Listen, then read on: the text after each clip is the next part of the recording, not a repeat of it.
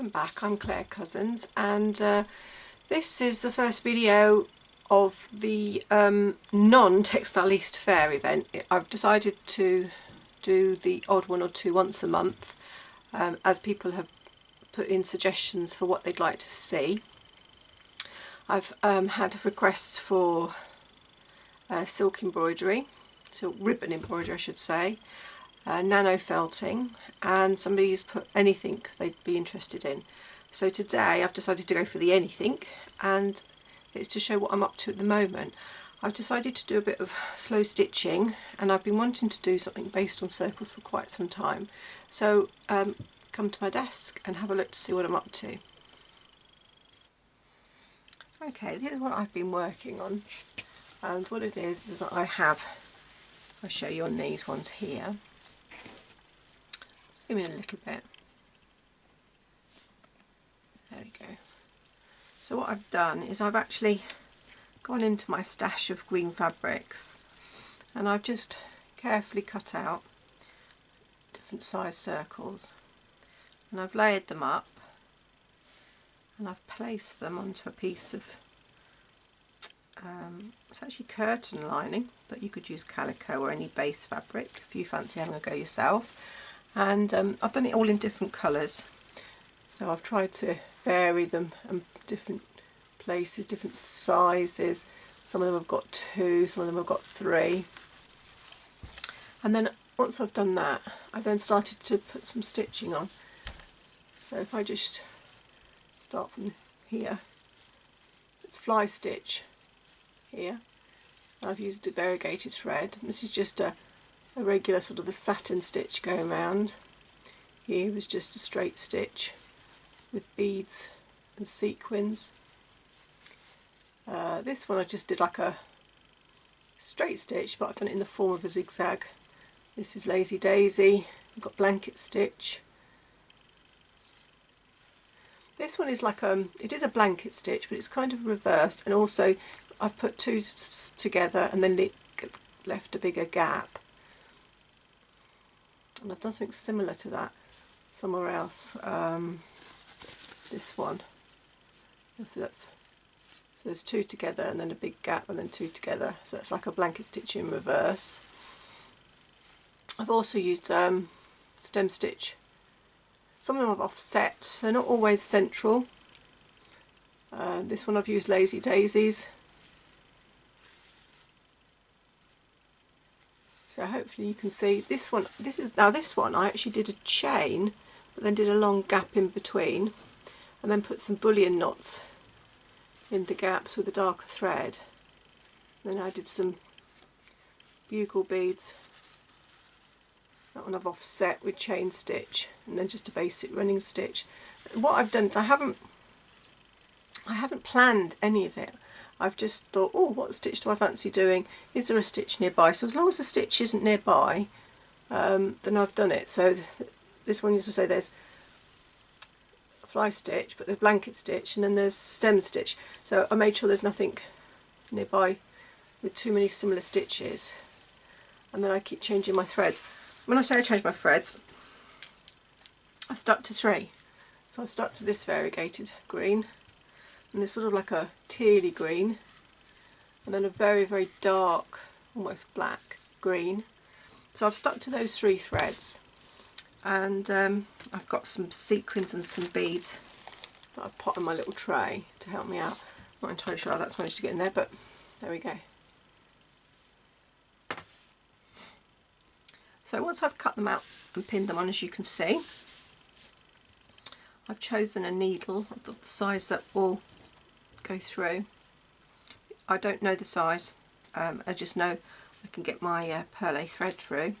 The perlé I've got, I think it was a size, yes, it's a size 8. I'm going to show you a couple of stitches on, I think I'll do it, well, this one I've started, so I'll finish this guy off. So I've already done my blanket stitch, and now I've got to think about, now what I have got to think about is this particular smaller fabric has a tendency to fray really easily. So because of that, it could be that I choose to have stitch that comes across and out of it. If I sew too close to the edge, it will just fray. And what I think I will do is I'm going to do a lazy daisy, and this is when I then grab my thread, have a look to see which colour I think will work best. Do I want to use the light end? Do I want to use the dark end? See, now if I use the dark end I can't see it at all, so I won't use the dark end. So I'm going to use a lighter end. Now whether I use the lighter end from that one or whether I use the lighter end from this one, it's not light enough. And then this is the same as what I started with, so I'm going to go with the tealy colour.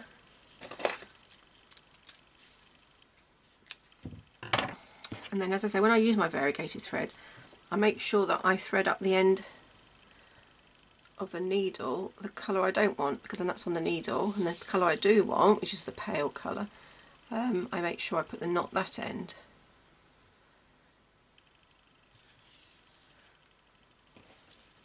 Right, so as I mentioned, I'm going to do a lazy daisy. Now it's been pinned off centre, but I don't think I want it off centre, so I'm just going to move it into the middle.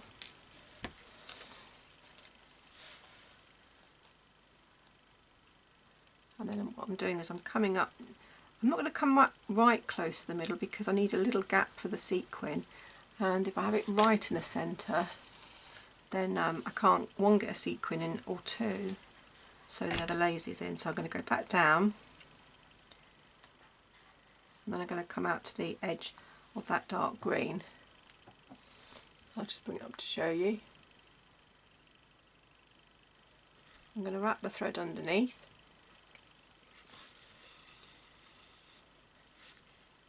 and then I'm going to take it down the other side.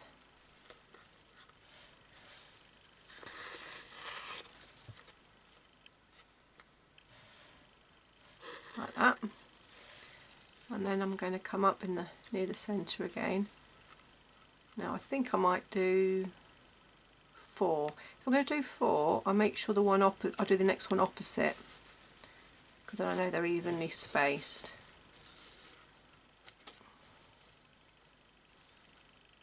So in and up.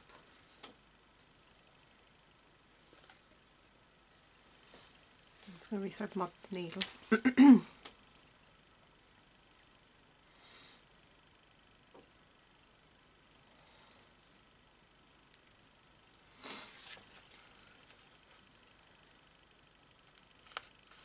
In and up around the top of the needle.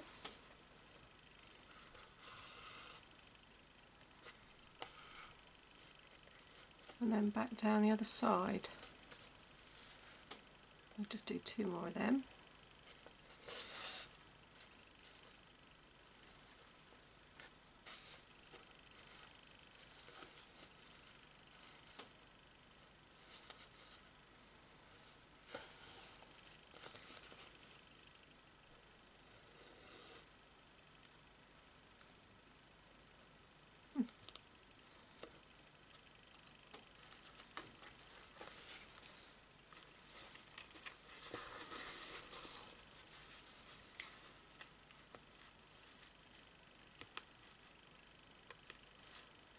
Last one.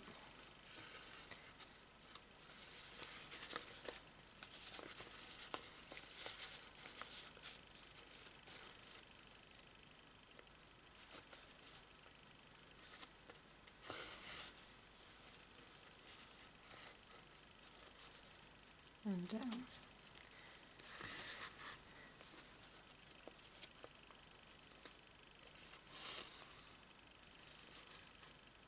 There it is, and so that's ready now for a sequin and a bead. Now I can't use this thread for a sequin and a bead because I found that my beads don't fit on these needles, and because I've got to use the perlé, I can't get it through a beading needle, so I have to cut it off, and then I will choose a needle and thread that will go through my beading needles, and I will sew a sequin and a bead on.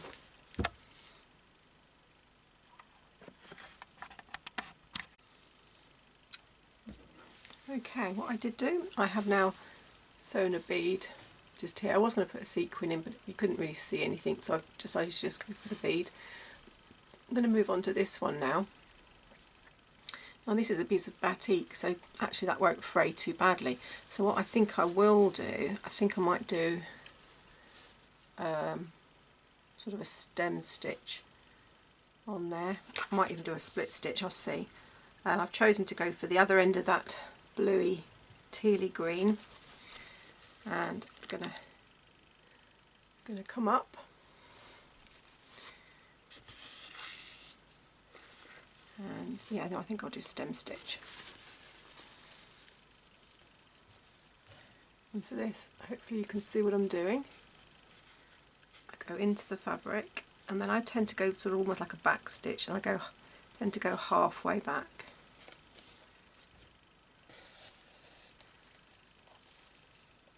So I go in the direction in which I'm going, and then I go almost back to the beginning.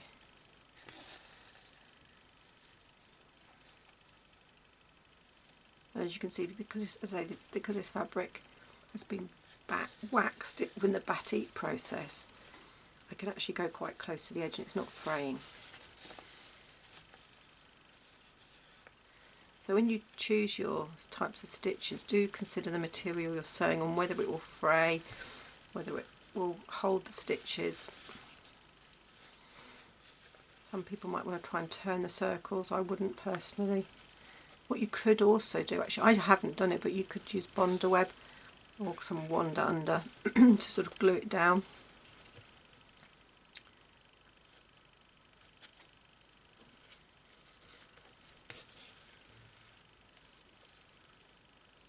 You could also use Fray Stop. There's a product out there called Fray Stop. I don't use any of them, so I can't recommend them because I don't use them.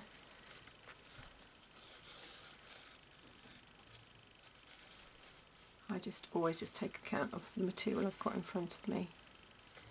And so that makes my judgment as to what stitch I'm going to use.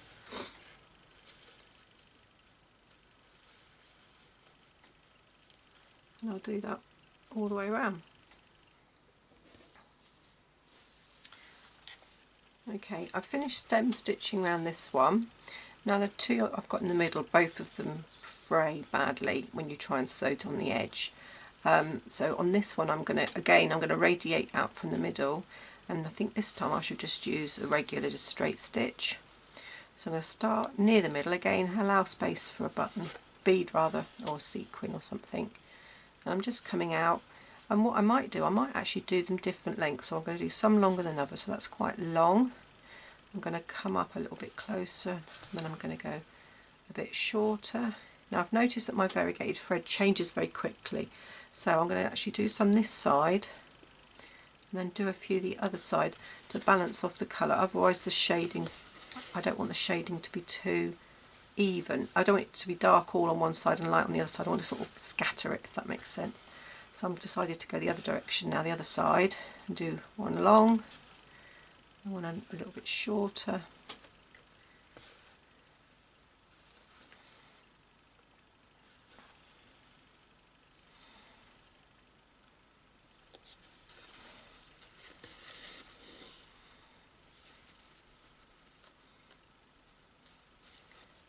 Do another one this side, long and short.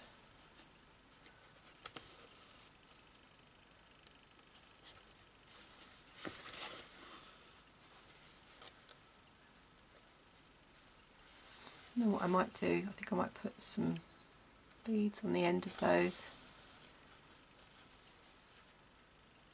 A long and a short one. Oops. There's just one thing about, if you do use a Bonder web or something, it actually does prevent this getting caught around your pins. So if you have got Bonder web or say some kind of Wonder Under, then I would recommend using it. Put another one. Oops, that's too close. That's undone. Or do I want to leave it? Let me think. No, I think I will put some more in. hopefully you can see what I'm doing. You can see now it's suddenly the thread's now getting darker.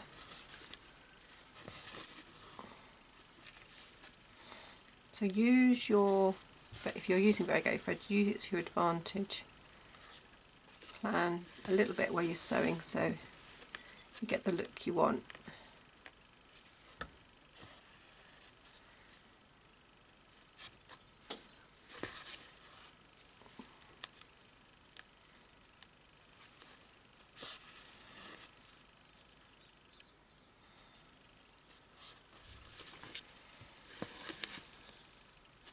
And hopefully you can see how that's looking. I'm going to put some beads and some sequins on it now.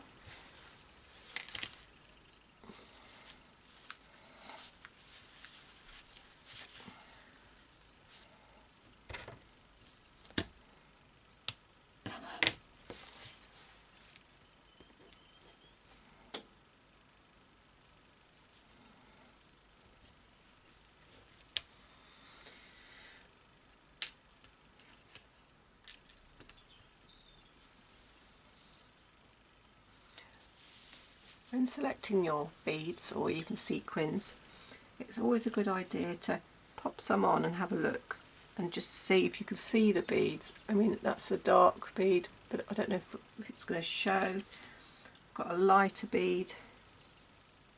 It's a bit too big, that one. I can see if I like that look. Do I want to have different beads?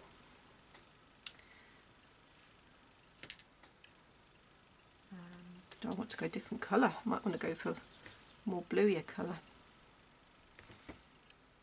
Can't really see the blue ones. I think I might go for these yellowy ones.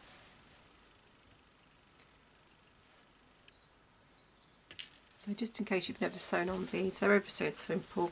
Make sure you say you've got a beading needle or a very, very, very fine needle. Check it will go through your beads first. I've just got regular sewing, machine sewing thread. I'm picking up the bead. I've gone for double thickness thread. And I'll just sew it in, move to your next position where the next bead is. Pick up the next bead. It's a good idea to have some kind of mat on your table that the beads don't roll around on, so you can pick them up easily. Sew to the next point. I would sew 3 beads at a time and then just do a little knot.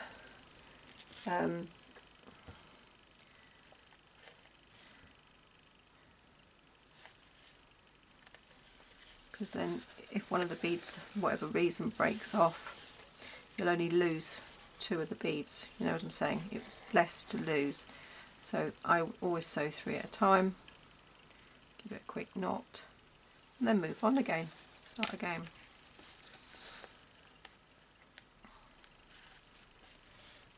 So the next spot, pick up a bead, go down, come up to the next point.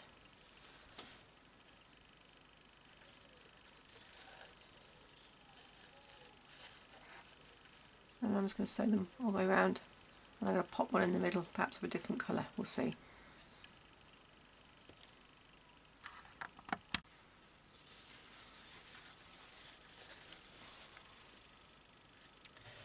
Okay, you can see I've added the beads, finished adding the beads, and I've popped another bead in the middle. Again, I kind of felt it was too small for a sequin. This one here I'm going to do next. I've took the pin out ready. What I think I'm going to do is I'm going to over sew this one. I'm then going to use either a fly stitch, I think, in the middle, and then I might do a daisy. I might just put beads actually. Again, as I say, I tend to plan it as I go ahead. This time I'm going to take the middle sections out to make it easier to sew the outer ring. So this time I've got the limey green one, and as I just mentioned, I'm going to do it sort of like an over sew. So it's just a basic satin stitch. I'm going to try and keep it fairly small, I don't want to lose too much of this pale green as part of the circle. And all I'm doing is I'm just going in, coming up and just catching the edge like that. And because it's variegated, it will change colour eventually. as it goes round, so it adds more interest. So I'll just keep doing that all the way around. I'll come back and show you how it's looking. Right, I'm back and I'm just showing you how I have satin stitched all the way around that one. And it's because it's variegated, it changes colour, so it's quite nice. I've now decided that I'm going to do a running stitch in the middle one, and then I think I will do either a feather stitch or a fly stitch. So the running stitch I'm going to do is quite tiny, and because it's quite tiny I don't think I can come back up in one fell swoop, so I'm going to go away to the back.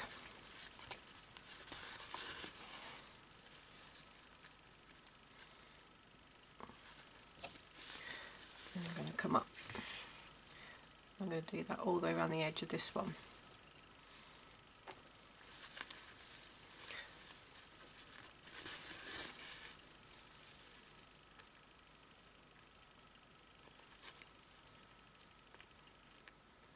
Don't want the gap to be too big between them, not quite even.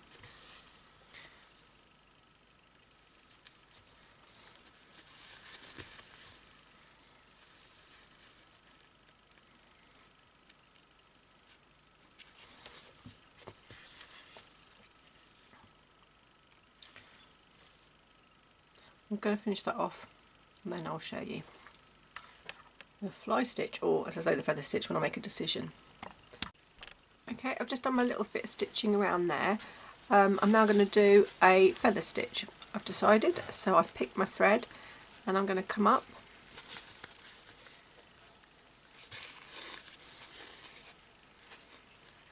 and then for feather stitch, so I've actually just caught the fabric, hopefully you can see that. I'm going to create the V across, so there's the V, and I'm going to catch the fabric again, like that, and then because the thread's underneath, it should go. Okay, so now I've got to decide which way my feather is going to go, so I could do this side, and I could do this, I think I'll go this way, so I'm going to go this side, come up, catch, and pull, so that goes that way. I'm going to take it the other side, so I'm going to take the next V this side, if you can see that, on the edge, make sure the thread's underneath, which it is, pull it up, and I've got the V the other side, and hopefully you can see that it goes from side to side, where the other stitch, fly stitch, is a distinct V, this continues. So I've gone from there, so I've done that one, so I'm going to come this side this time, so I'm going to come this side, catch the fabric a bit further down, make sure the thread's underneath, pull it up, like that. So because I've done this side, I now go the other side, so I'm going to go this side, come towards the edge, thread around, and pull up, like that. I'll do a couple more and then I'll stop and I'll finish it off. So I'm bringing it back round, following the circle round.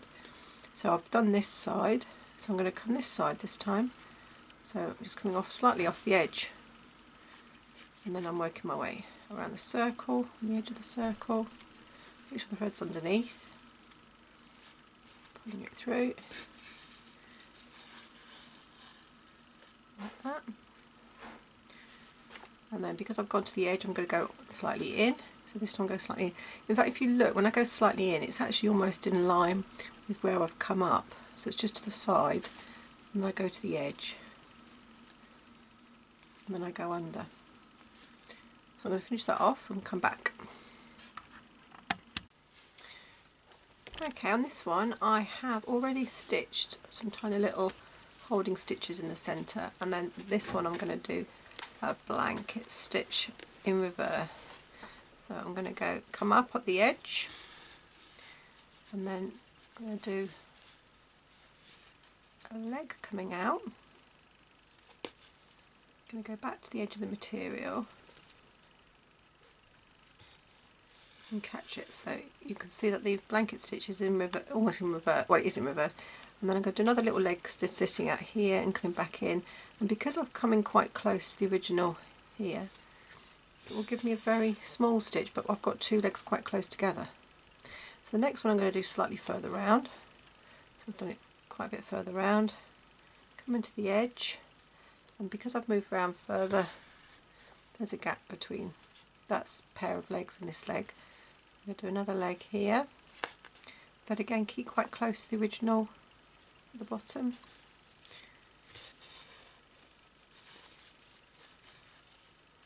And I've got another two legs sticking out. I want to make this one further out, so I'll move this one further around and come in. It's further across generally. And I want another one right next to it, so I'll put one right next to it and barely move on the actual edge.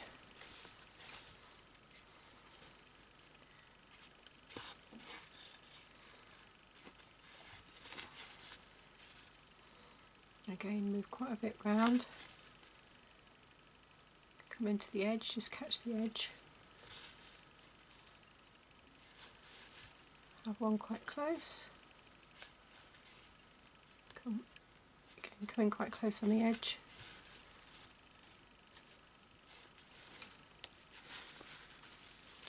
And I keep doing that all the way around.